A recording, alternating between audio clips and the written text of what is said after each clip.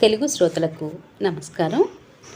మీనాక్షి శ్రీనివాస్ గారు రచించిన ఒక మంచి కథను విందామండి. నిహారిక వాళ్ళ ఆయన మొన్న జరిగిన బాంబు బ్లాస్టులో ఇక తర్వాత మాట పూర్తి చెయ్యలేక ఆపేశాడు షణ్ముఖం. హా, రామ ముక్కుపచ్చలారని పిల్ల, ఎంత కష్టం వచ్చింది. చేతిలో ఉన్న గిన్నె అదాటున వదిలేసి చెవులు మూసుకుంది ప్రియంవద. మరే కష్టం అంటే ఇలాంటి కష్టమా? ఇంతకీ మా చిలపైగాడు చేసుకున్న పుణ్యం అలా తగలడింది. ఉషు, అబ్బా ఏమెండలో, నవంబర్ నెలలో కూడా ఇలా కాల్చేస్తున్నాయి. అంతా కాలమహిమ. ఒకప్పుడు ఎండాకాలం, వానాకాలం, శీతాకాలం ఉండేవి. ఇప్పుడు రెండే, కలికాలం, పోయే కాలం. ఉసూరుమంటూ ఫ్యాన్ కింద సోఫాలో చతికిలపడ్డాడు. అవును, ఇంతకీ ఇప్పుడు ఈ విషయం మీకెవరు చెప్పారు? చల్లటి మంచినీళ్ళు అందిస్తూ అడిగింది. చెలపై బావమరిది ఉండేది ఈ ఊళ్ళోనేగా. ఇందాక పెన్షనర్స్ మీటింగ్లో కనబడితే తెలిసింది. ఇంత జరిగితే మనకొక్క ముక్క చెప్పారు కారు.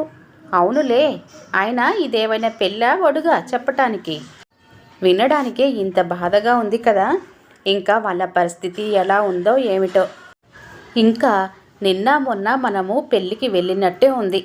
ఆ పిల్ల మనిద్దరిని షణ్ముఖ ప్రియ రాగం అంటూ ఆట పట్టించినట్టే ఉంది. ఓసారి వెళ్ళి చూసొద్దామా? చూసి తట్టుకోవడం కష్టమే అనుకో, కానీ తెలిసాక తాగిన నీళ్ళ గ్లాసు అందిస్తూ అన్నాడు. అయ్యో, తెలిసాక వెళ్ళకుండా ఎలా? ఆయన బాంబు పేలుళ్లలో అంటే సుమారు 3 నెలలైందేమో.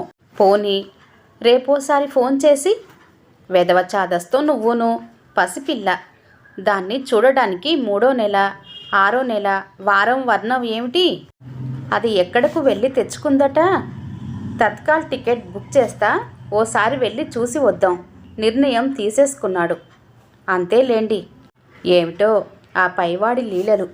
ఒక్కగానొక్క కూతురు, ప్రాణం ఒకరిగా పెంచారు. చదువు, అందం, తెలివి, మంచి ఉద్యోగం అన్నీ ఇచ్చిన దేవుడు అంతలోకే కన్ను కుట్టి ఇలా ఎందుకు చేశాడో. విధి అంటే ఇదేనేమో.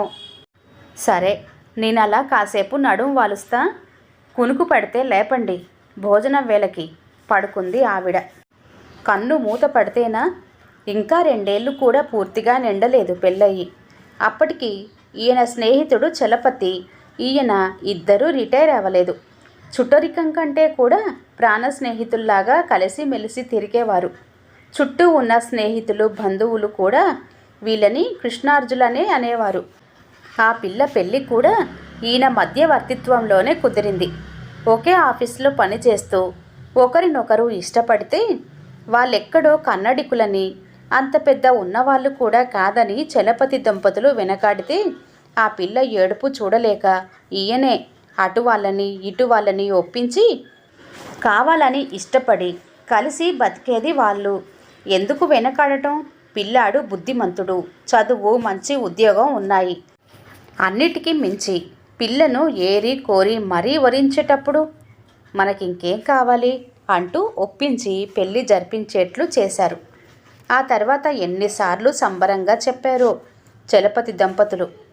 ఆ అబ్బాయి మా అల్లుడు కాదు, నిహానే మా కోడలు అంటూ మురిసిపోతూ. మురిసినంతసేపు పట్టలేదు. మర్నాడు రాత్రి రైలు ఎక్కి రాజమండ్రి చేరేసరికి యథాప్రకారం సుమారు 1 గంట ఆలస్యంగా చేరింది.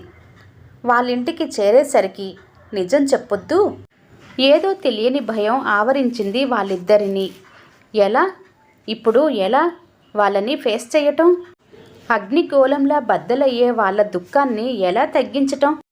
వణుకుతున్న చేతులతో, అదుపు తప్పుతున్న మనసులతో మెల్లిగా గేటు తెరచి లోపలికి అడుగుపెట్టిన వాళ్ళకి పచ్చటి మొక్కలతో కలకలలాడే ముంగిలి కాస్త ఎండిపోయి కళావిహీనంగా ఇంట్లో వాళ్ళ మనుషులకి అద్దం పడుతున్నట్లుగా ఉంది. వరండాలో పడక కుర్చీలో కూర్చున్న చలపతి తలెత్తి వీళ్ళని చూస్తూనే గొల్లుమన్నాడు. అయిపోయిందిరా షణ్ముఖ, నిహారిక అన్న పేరులాగే నా చిట్టి తల్లి బతుకు నీరైపోయిందిరా. రాళ్ళని సైతం కదిలించేదిగా ఉంది ఆ వేదన. ఆత్మీయంగా కౌగిలించుకొని ఊరుకోమన్నట్లు భుజం తడుతూ తను కళ్ళనీళ్లు పెట్టుకోవటం తప్పు. నోరు పెగట్లేదు షణ్ముఖానికి. వంటింట్లో యాంత్రికంగా పనులు చేసుకుంటున్న అతని భార్య ఒక్క ఉదుటున బయటకొచ్చింది. ఎంత అన్యాయం జరిగిపోయిందో చూడు వదినా అంటూ. ఏం చేస్తాం వదినా, రాతను తప్పించటం ఎవరి తరం? మనసుల్ని చిక్కపట్టుకోవాలి. మీరే ఇలా అయిపోతే ఇంకా అదెలా తట్టుకుంటుంది? గుండె రాయి చేసుకోవాలి. తప్పుతుందా? ఓదారుస్తూ అంది ప్రియ. ఏది నిహా ఏది? ఇంట్లోకి వచ్చి అటూ ఇటూ చూస్తూ అడిగాడు షణ్ముఖం. ఆ గది వదిలి రావటం లేదు. తిండి లేదు, నిద్ర లేదు, నీళ్లు లేవు. పగలు రాత్రి ఒకటే ఏడుపు. దాని బాధ చూడలేక మా డాక్టర్ అన్నయ్య నిద్రకి ఇంజక్షన్లు చేసి నిద్ర పోగొడుతున్నాం వదినా. ఎలా ఉండే పిల్ల ఎలా అయిపోయింది. ఇదంతా చూస్తూ బతకాల్సి రావటం మా కర్మ. నెత్తి మొత్తుకుంటూ గొల్లుమంది చలపతి భార్య. మీరే ఇలా ఏడుస్తూ కూర్చుంటే ఇంకా అదేం తేరుకుంటుంది? మామూలు మనిషి అవుతుంది. ముందు మీరు ఆ ఏడుపు మానండి. జరిగింది ఘోరమే. అలా అని ఇక జీవితాంతం మీరేడుస్తూ దాన్ని ఏడిపిస్తారా? ఉద్యోగానికి ఇంకేం ఉద్యోగం? అసలు పిల్లే దక్కుతుందో లేదో అనుకుంటుంటే. మాట పూర్తి కాకుండానే మళ్ళీ దుఃఖం పొంగి పొర్లింది ఆవిడకు. ఒరే, ముందు మీరిద్దరూ ఇలా కూర్చొని నా మాట వినండి. జరిగిపోయింది ఎవళ్ళం మార్చలేం. పోయిన వాళ్ళతో ఎవరం పోలేం. అవునంటావా కాదా చెప్పు? దాన్నే తలుచుకుంటూ ఇంకా నిండా 25 ఏళ్ళు కూడా దాటని దాని బతుకు బుగ్గి చెయ్యకండి. ముందు మీరు తలుచుకు ఏడవటం మానేయండి. అన్ని గాయాలకు మందు కాలమే. నేను దాన్ని నాతో తీసుకెడతా. నెమ్మదిగా ఏదో ఉద్యోగంలో చేరిస్తే అదే మనుషుల్లో పడుతుంది. అదే మాకు బరువా? అది సంపాదించకపోతే గడవదట్రా పేలవంగా అన్నాడు చలపతి. ముందు నువ్వు మాట్లాడకు. సంపాదన కోసం కాదు ఉద్యోగం చెయ్యటం. దాని మనసుకు తగిలిన గాయం మాని మనుషుల్లో పడడానికి ఇలా ఏడుస్తూ ఇంట్లో కూర్చుంటే ఎప్పటికీ మామూలు మనిషి అవదు. దానిని మామూలు మనిషి చేసే బాధ్యత నాది. మరి ముందు మీరు సహకరిస్తే. ఎంత మాట! అది మామూలు మనిషి అవ్వడం కంటే మాకింకేం కావాలిరా? దాన్ని ఎంత అల్లారు ముద్దుగా పెంచాం. ఇలా మోడులా చూడడానిక? కొంచెం వెలుగు వచ్చింది చలపతి ముఖంలో.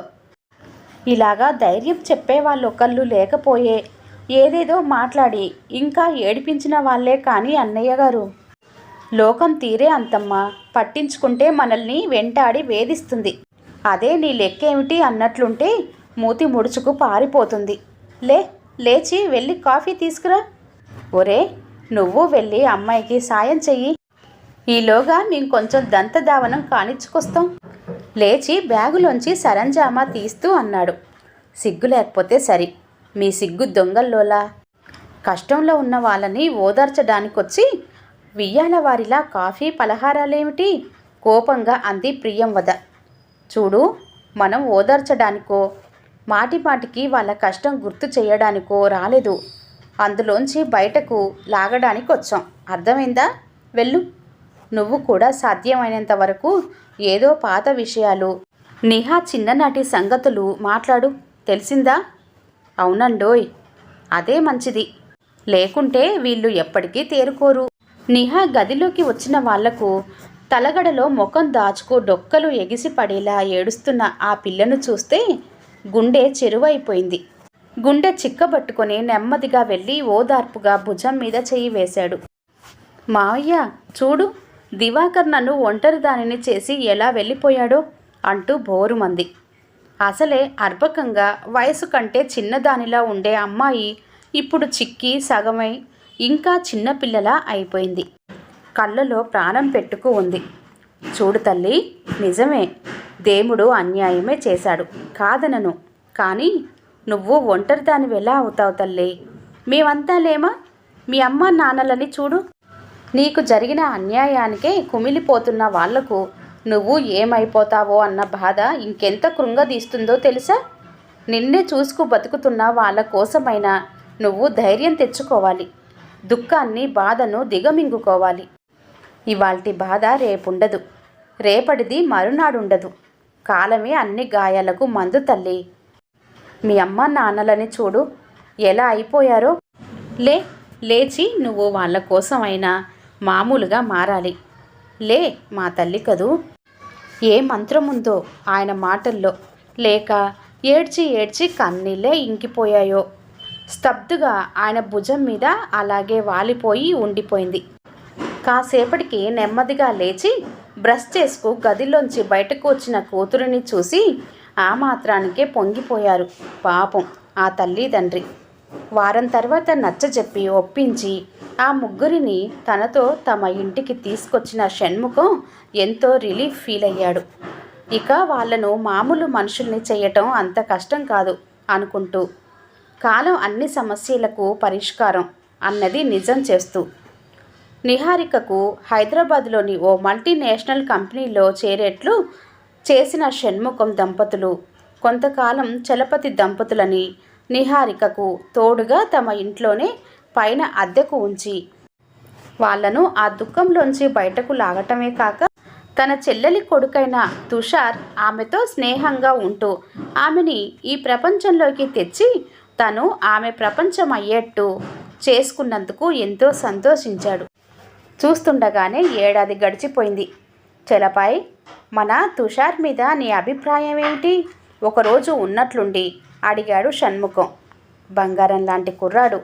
ఎక్కడో ఎవరో అదృష్టవంతురాలు బంగారు పువ్వులతో పూజ చేస్తుంది అతని కోసం. అయినా అలాంటి అదృష్టానికి పెట్టి పుట్టాలి. నవ్వుతున్న ఆయన ముఖం అంతలోకే చిన్నబోయింది.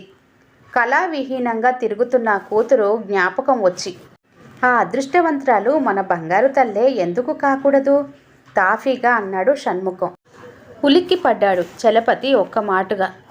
చాలేరా, వేళాకోలానికైనా హద్దుండాలి అన్నాడు. ఎవరైనా విన్నారేమో అని కంగారుగా అటూ ఇటూ చూస్తూ. చ, ఇందులో వేళాకోలం ఏముందిరా? అయినా మన నిహాకేం తక్కువ? మేలిమి బంగారం. ఎవరైనా కళ్ళకొద్దుకు చేసుకుంటారు. ఒరే, అది ఓసారి పెళ్ళయి భర్తని కోల్పోయిన పిల్లరా. మన పిల్ల కాబట్టి మనకి బంగారమే. కానీ చూస్తూ చూస్తూ దానిని పెళ్లి చేసుకోమని ఎలా అడుగుతాంరా? మనం అడగక్కర్లేదు, తుషారే అడిగాడు. నిహాకి మీకు ఇష్టమైతే తను ఆమెని పెళ్ళాడతానని. వద్దురా, ఇప్పుడిప్పుడే నీ చలవ వలన అది మామూలుగా తిరుగుతూ మనుషుల్లో పడుతుంది. మళ్ళీ దానిని పెళ్ళి అది అంటూ. అయినా వద్దురా, దాని తలరాత అంతే అని సరిపెట్టుకు గడిపేస్తాం. మనలాంటి వంశంలో పుట్టి అలాంటి ఆలోచనే పాపం. ఏమిట్రా పెద్ద వంశం? ఈ కట్టుబాట్లు ఎవరు పెట్టారా? వీళ్ళ కోసం మనం అంటే మనుషులే పెట్టుకున్నవిరా. క్రింది తరగతి వాళ్ళలో మగవాళ్ళ మారు మనువు ఎంత సహజమో ఆడవాళ్ళ మారు మనువు అంతే సహజం. హై క్లాస్ సొసైటీల్లో అవన్నీ చాలా కామన్. మరి మన మధ్యతరగతి ఆడవాళ్ళేం పాపం చేశారా? నీకు గుర్తుందిరా ఆ రోజుల్లో? అంటే మన చిన్నప్పుడు ఇంచుమించు ప్రతి ఇంట్లోనూ ఒక విడో, వాళ్ళ బ్రతుకు ఉమ్మడి కుటుంబాల్లో అందరికీ వండి వారుస్తూ అడ్డమైన సేవలు చేస్తూ తమ ఆశలు కోరికలు అన్నీ చంపుకుంటూ జీవచ్యవాళ్ళ బ్రతికి ఇడ్చేయడమే. అదే మరి మగవాళ్ళైతే ఏడాది తిరిగేలోపు మళ్ళీ పెళ్ళి కొడుకు అవడమే. ఏం న్యాయం రా అది? కానీ నలుగురు హెల్ విత్ దెమ్ ఎవర్రా? ఆ నలుగురు మనం నవ్వితే మనతో పాటు నవ్వి, మనం ఏడిస్తే మనల్ని మరి కాస్త ఏడిపించే ఆ నలుగురు మన వాళ్ళు కాదురా. మనం నవ్వితే మన ఆనందం పంచుకొని, మనం ఏడిస్తే ఆ బాధను తుడవగలిగి మనకి ఆనందాన్ని పంచగలిగే వాళ్ళురా మన వాళ్ళు. కానీ ఆయన కుటుంబంలో పుట్టి, ఒరే ఆపరా నీ శుష్క వచనాలు. ఆయన కందుకూరి పుట్టిన గడ్డ మీద పుట్టి అలాంటి ఆలోచన చెయ్యడానికి, మాటలు అనడానికి సిగ్గులేదురా? కస్సుమన్నాడు ఒక్కసారిగా. అన్నయ్య గారు, ఆయన మాటలకే మాకిష్టమే. మనకు కావలసింది మన అమ్మాయి బ్రతుకు. అనిపోయేవాళ్ళు 4 రోజులంటారు, తర్వాత వాళ్ళే ఊరుకుంటారు. నిహాతో ఈ విషయం చెప్పి ఎలాగైనా దానిని ఒప్పించి ఒక ఇంటి దానిని చేసే బాధ్యత మీదే. లోకం మారింది, దానితో పాటే మనము మారాలి. అది ఇంకా చిన్నపిల్ల, దాని బతుకులో ఏం చవి చూసిందని ఇలా నిరర్థకంగా బ్రతకాలి? తుషార్ మంచి పిల్లాడు, దానిని ప్రేమగా బాధ్యతగా చూసుకుంటాడన్న నమ్మకం నాకుంది. కానీ వాళ్ళ తల్లిదండ్రులకి ఏ అభ్యంతరం లేకపోతేనే మనం ఈ ఆలోచన చేయటం మంచిది. ఎప్పుడొచ్చిందో నిహారిక తల్లి వేడుకోలుగా అంది. శభాష్ చెల్లమ్మ, కందుకూరి వారి ఆడపడుచును అనిపించావు. శుభస్య శీఘ్రం. ఈరోజే మా బావగారితోనూ చెల్లాయితోనూ మాట్లాడతా ఆనందంగా అన్నాడు షణ్ముఖం. నీకంత శ్రమ అక్కర్లేదు బావా. నీ మేనల్లుడు నీకన్నా 4 ఆకులు ఎక్కువే చదివాడు. అప్పుడే మమ్మల్ని ఒప్పించటం, నిహారికను మెప్పించటం జరిగిపోయాయి. ఇంకా ముహూర్తాలు పెట్టించడమే నీ వంతు నవ్వుతూ అన్నారు. అప్పుడే అక్కడకు వచ్చిన తుషార్ తండ్రి రాఘవయ్య గారు. మనసులో ఉన్న సందేహాలు మబ్బులు వీడిపోయి ప్రశాంతత నిండిన మనసుతో అనుకున్నాడు చలపాయ్. నిజమే, బోలెడంత జీవితం ముందున్న ఆడపిల్ల అనవసరపు కట్టుబాట్లకి తలొగ్గి మనసు చంపుకొని సమాజంలో ఉన్న క్రూర మృగాల ఆకలి చూపులు తప్పించుకుంటూ రకరకాల నిందలు తట్టుకుంటూ సహజ సిద్ధమైన ఆశలు అణుచుకుంటూ జీవోత్సవంలా ఎందుకు బ్రతికిడవాలి? తన మనసును మెచ్చిన వాడిని స్నేహాస్తాన్ని అందించే మరో మంచు బిందువులలో మమేకం కావడంలో తప్పేముంది? ఆయన కనుల ముందు మళ్ళీ చిగురించి పూలు పూసిన మల్లె తీగల తన కూతురి భావి జీవితం కదలాడింది. కథ సమాప్తం అండి. కథ కనుక నచ్చినట్లయితే లైక్ చేయండి, షేర్ చేయండి. అలాగే మరిన్ని మంచి కథల కోసం ఛానల్ని సబ్స్క్రైబ్ చేసుకోండి.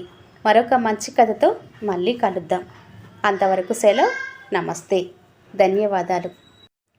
ఫస్ట్ టైం కనుక మన ఛానల్ని చూస్తున్నట్లయితే దయచేసి సబ్స్క్రైబ్ చేసుకోండి. అలాగే వీడియోకి మాత్రం తప్పకుండా ఒక లైక్ చేయండి. Thank you.